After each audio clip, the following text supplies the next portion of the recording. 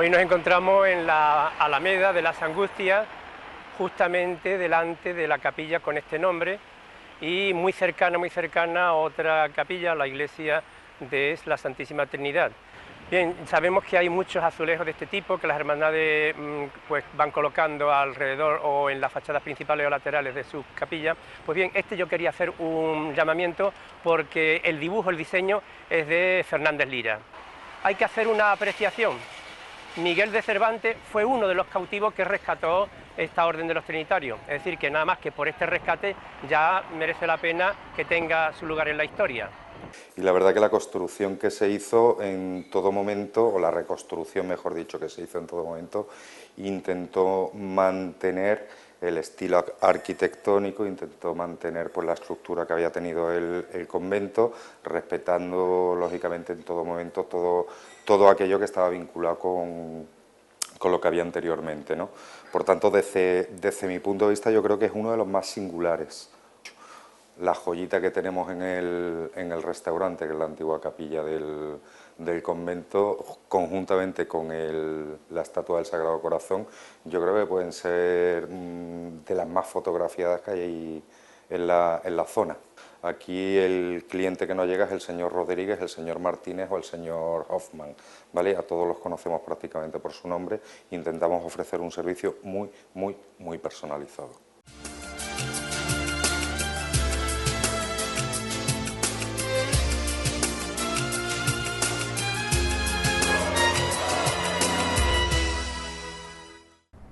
Buenas, hoy en Mira Jerez haremos un recorrido patrimonial por la Plaza de las Angustias. En este espacio nos detendremos en el templo que comparte nombre con esta plaza y en la iglesia de la Santísima Trinidad.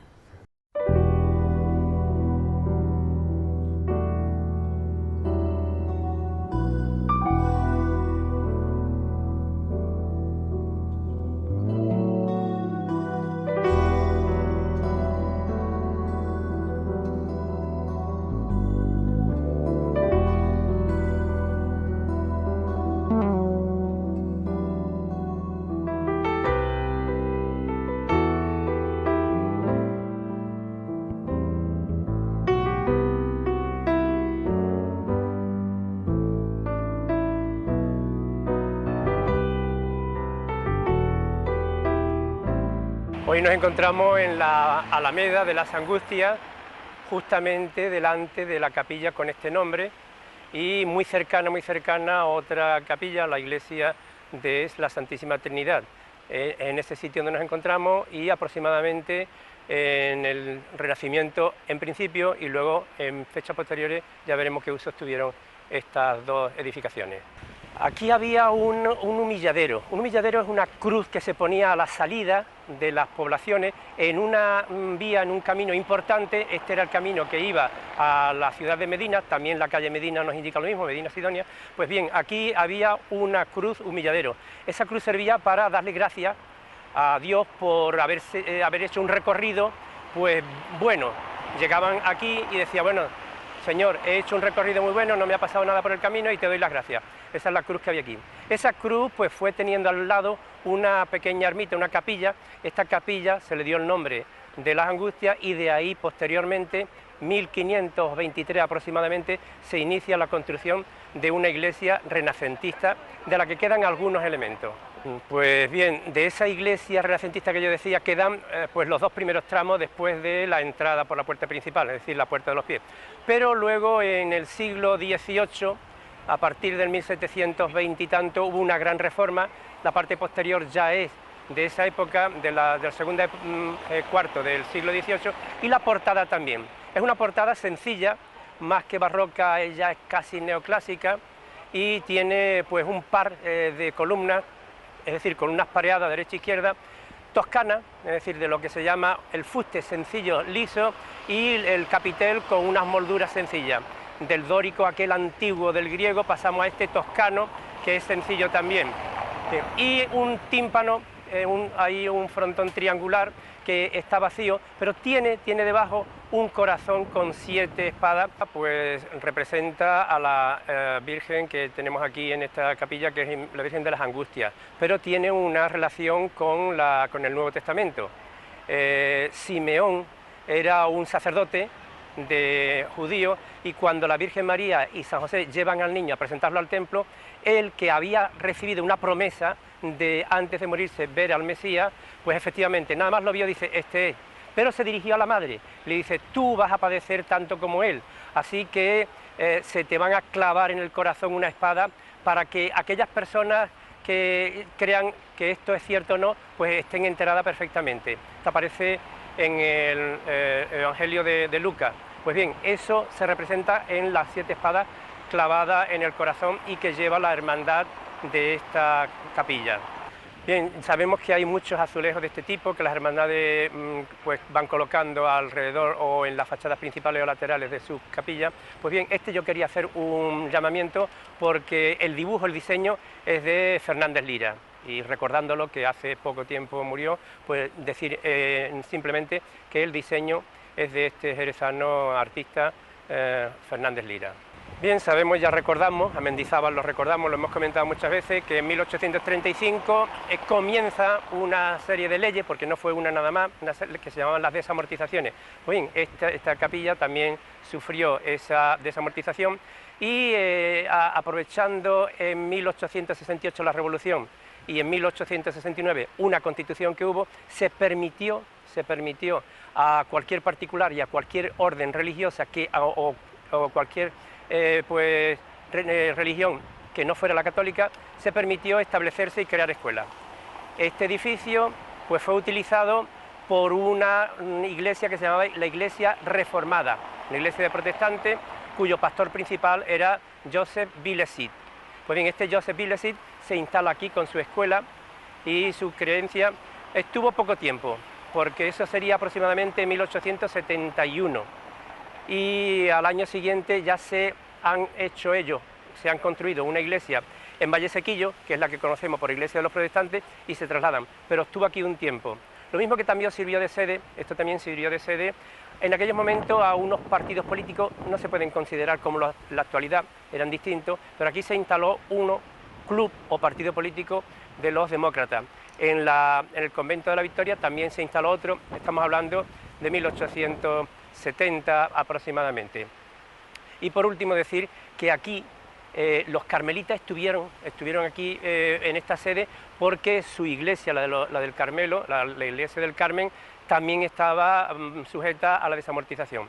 Aquella fue comprada por unos particulares y se la cedieron a los carmelitas, es decir, que los carmelitas en 1880 y algo, quizás en el 80, se trasladaron a su convento actual. Seguimos en la Alameda de la Angustia, pequeño paso que hemos dado. Pues bien, estamos ante el convento de la Santísima Trinidad, que le da nombre a la calle, y recordad que vinieron los trinitarios, vinieron aquí aproximadamente en el siglo XIII. Es una orden creada por Juan de Mata y Félix de Valois desde 1190, es decir, siglo XII aproximadamente. ¿Con qué intención? Con rescatar a los cautivos. Ya había otra orden, que es la de los mercedarios, que también tenía la misma finalidad. Hay que hacer una apreciación. Miguel de Cervantes fue uno de los cautivos que rescató esta orden de los trinitarios, es decir, que nada más que por este rescate ya merece la pena que tenga su lugar en la historia. Esta iglesia se reformó también, de la primitiva que hubo, se reformó prácticamente a la misma fecha que la que hemos comentado en la Capilla de las Angustias, al primer tercio del siglo XVIII, 1720 y tanto, se reforma, y la fachada también tiene mucho parecido con la anterior. En este caso las columnas son idénticas también, columnas toscanas, que están una a cada lado. En aquel caso había pues dos elementos derecha e izquierda, que eran dos medios cilindros. Aquí son dos pilastras que están cajeadas o casi cajonadas. Pues bien, hay aquí un elemento que allí no lo había, y era este símbolo que hay dentro del tímpano. Aquel estaba vacío, lo decíamos.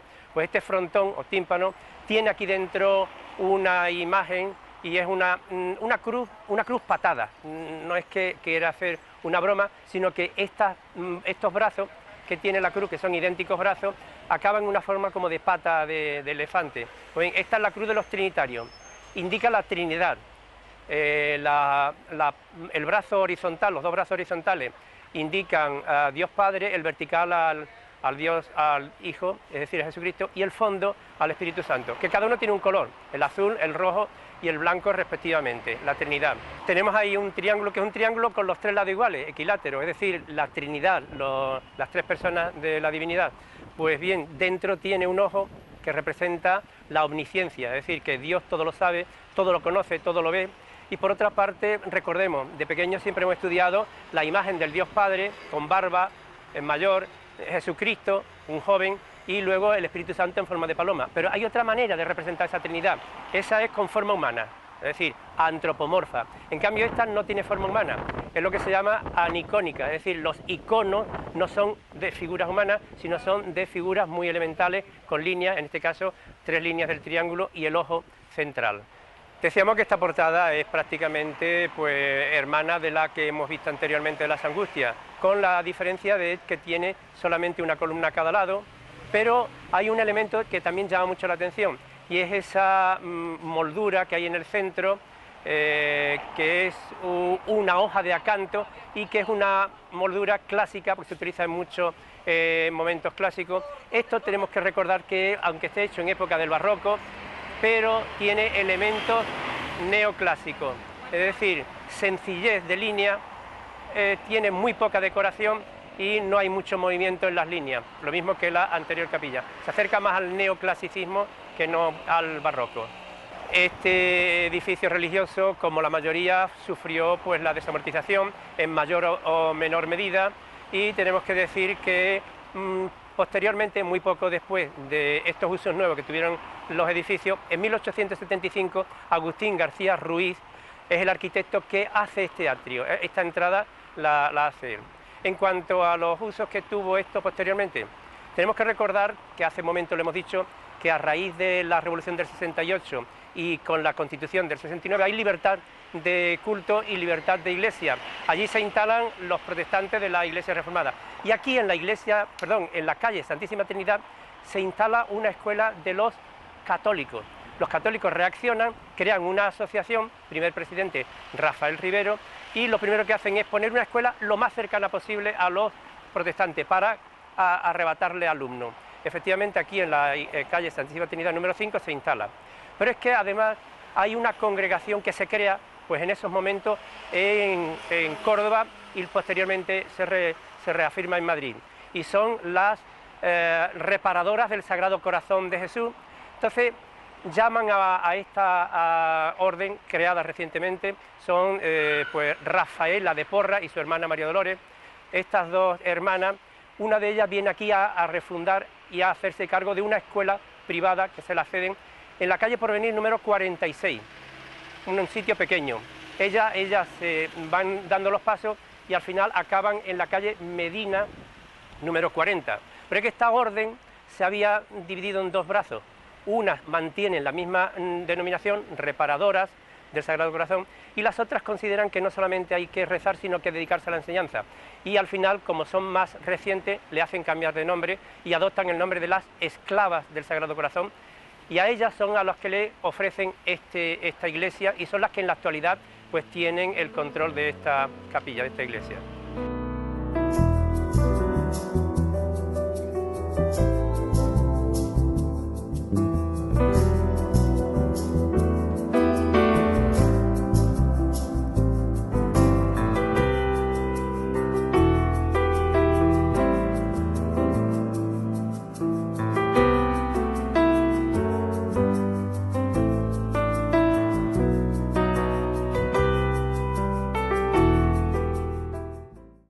Ahora, sin abandonar la Plaza de las Angustias, vamos a visitar el Hotel Ítaca, uno de los más singulares de Jerez. Este edificio, sobre un convento rehabilitado, es en sí mismo un atractivo para los visitantes.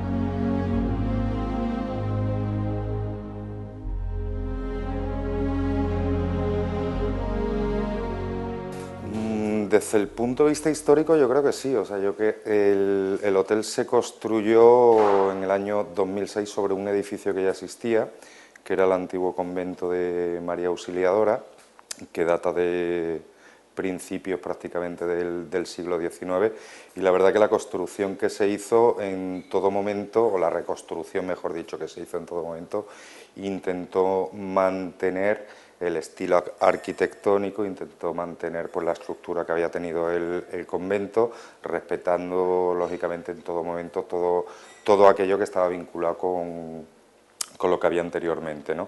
Por tanto, desde mi punto de vista, yo creo que es uno de los más singulares.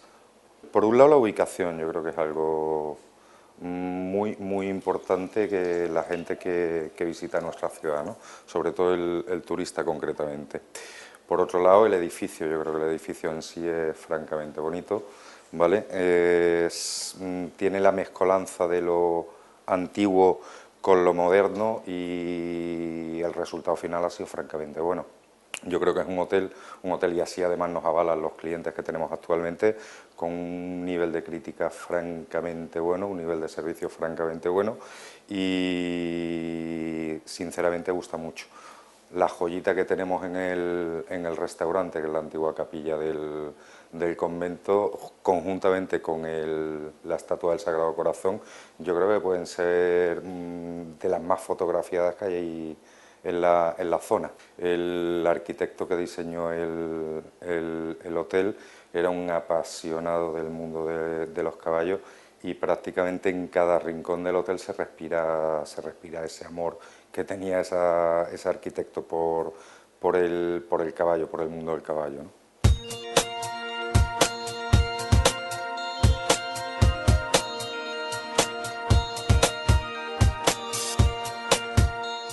Sí, para nosotros es, digamos, nuestra pieza de marketing fundamental. O sea, tenemos ahí una antigua capilla donde se estuvieron celebrando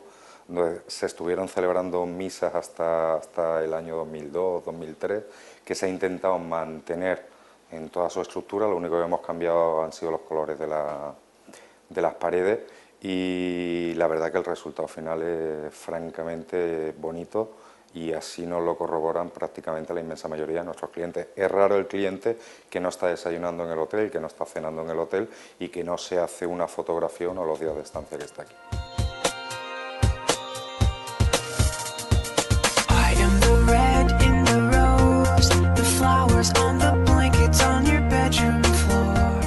Básicamente, no solo en este hotel, sino todos los hoteles de la compañía están muy enfocadas a tener una estancia lo más confortable con todas las comodidades que pueda necesitar el cliente hoy por hoy cuando se desplaza a un hotel. Sí, bueno, aquí tenemos habitaciones muy particulares, pero bueno, el Hotel de Sevilla, para que se haga una idea, es una casa-palacio del siglo XVIII, que se ha respetado también arquitectónicamente hablando, y se han aprovechado muchos rincones y ha quedado, el resultado final del establecimiento ha sido algo espectacular. Es un hotel que nos funciona también bastante bien, ¿vale? Básicamente la filosofía nuestra es esa, o sea, es ubicación acompañado de hoteles pequeños donde podamos ofrecer al cliente un trato muy personalizado. Aquí el cliente que nos llega es el señor Rodríguez, el señor Martínez o el señor Hoffman, ¿vale? A todos los conocemos prácticamente por su nombre. Intentamos ofrecer un servicio muy personalizado. En este hotel concretamente tenemos solo dos tipos de habitaciones. Tenemos 3 suites y luego tenemos la habitación doble estándar, que es la que hemos estado viendo antes, y luego las habitaciones pueden ser un poquito más grandes, un poquito más pequeñas, pero de dimensiones la verdad que las habitaciones son bastante amplias, todas en general. No hay mucha distinción, me gustaría tener 7 o 8 tipos de habitaciones distintos, pero bueno, el establecimiento por la construcción original y demás no permitió tampoco que se hicieran excesivas cosas.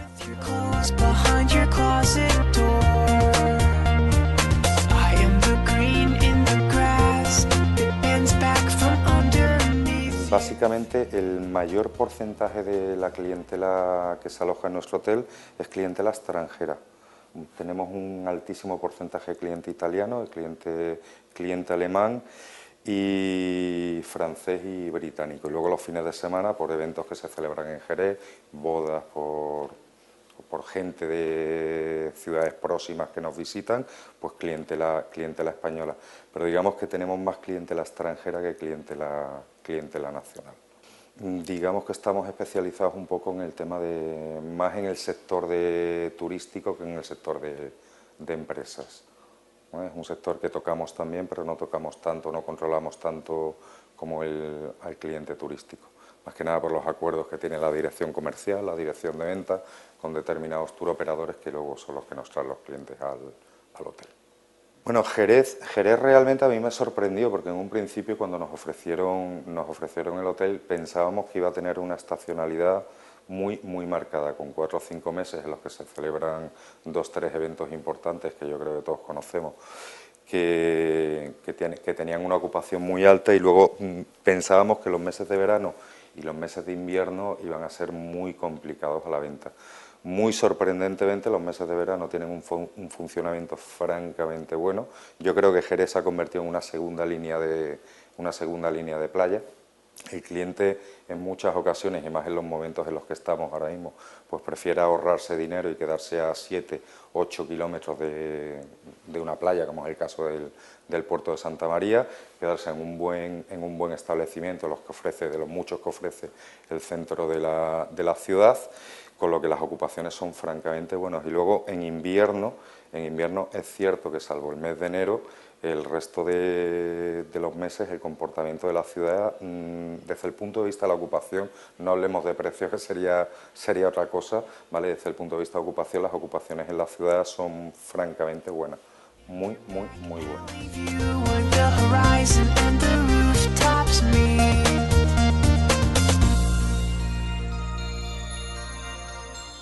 Vamos a ver, Jerez es una ciudad que tiene una aceptación a nivel mundial, yo creo que indiscutible, ¿vale? O sea, la ciudad en sí es una ciudad que mucha gente y muchos turistas nos dicen que se quedan sorprendidos de la cantidad de cosas, de sitios, de rincones que pueden descubrir en la ciudad.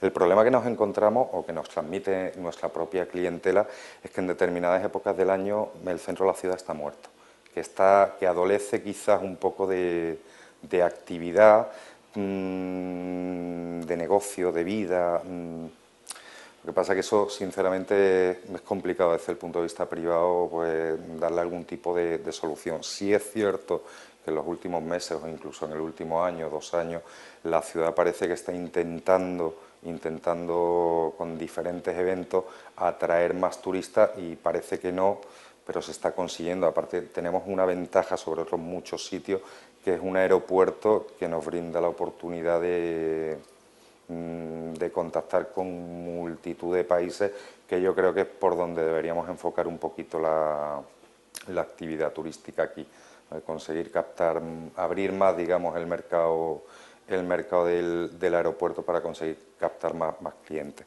Pero la ciudad en sí, el atractivo que tiene, yo creo que con decir Jerez en cualquier parte del mundo nos conocen. Yo creo que la clave está en el aeropuerto, sinceramente. Yo creo que el aeropuerto debería captar más, o intentar captar más turistas, conectar la ciudad con muchísimos más puntos, y estoy seguro que Jerez, como base para descubrir una gran parte de Andalucía, es un sitio de inicio francamente bueno, porque lo tenemos todo al lado. Tenemos Sevilla, tenemos la ruta de los pueblos blancos, tenemos la ciudad de Cádiz, la propia Jerez, y luego unas playas en un radio de unos 20-25 kilómetros que nos pueden ayudar muchísimo. Pero la clave debería pasar por ahí. No sé si ya tema de Palacio de Congresos, que nos podría ayudar a la hora de captación de determinados eventos, que lógicamente consiguieran no solo darle vida a los establecimientos de la ciudad, que somos 40 y tantos, sino también a restaurantes, a tiendas, y lógicamente fomentar un poco el consumo para todos los que habitamos en esta ciudad.